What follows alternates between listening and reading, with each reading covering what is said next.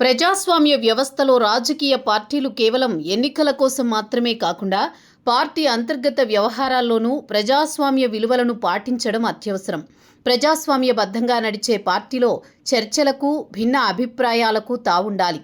Telugu Desam party స్థాపన నుండి మహానాడు వంటి వేదికల ద్వారా కార్యకర్తల అభిప్రాయాలకు విలువ ఇస్తూ వస్తోంది. అధినేత చంద్రబాబు, సీనియర్ నేతల నుండి క్షేత్రస్థాయి కార్యకర్తల వరకు అందరి మాట వింటారనే పేరుంది. ఇటీవల జరిగిన హైబ్రిడ్ మహానాడులోనూ కార్యకర్తలే అసలైన నాయకులని తీర్మానం చేయడం దీనికి నిదర్శనం. దీనికి భిన్నంగా వైసీపీలో అధికారం మొత్తం ఒకే వ్యక్తి చుట్టూ కేంద్రీకృతమై ఉంది.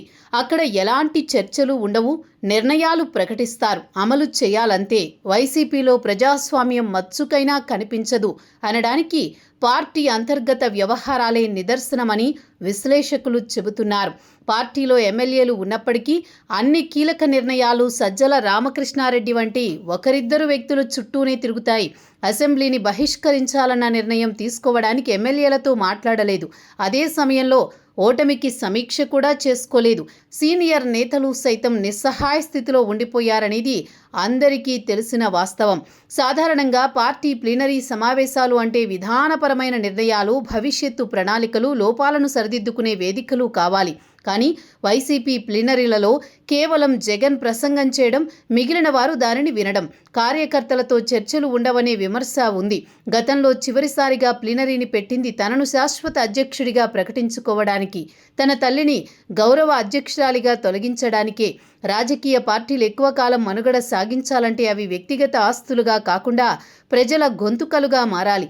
కానీ వైసీపీలో జగన్ ప్రసంగమే పార్టీ సిద్ధాంతం అనుకుంటారు. తన సొంత కార్యకర్తలకు జవాబుదారీగా ఉండే పార్టీలే సుస్థిరమైన రాజకీయాలను అందించగలవు. టీడీపీలో అంతర్గత ఎన్నికలు, కమిటీల నియామకం ఒక పద్ధతి ప్రకారం సాగుతాయి. అయితే వైసీపీలో ఎన్నికలు లేని నియామకాలు, ప్రశ్నించే అవకాశం లేని నిర్మాణం వల్ల పార్టీ క్యాడర్లో నైతిక స్థైర్యం తగ్గుతోంది.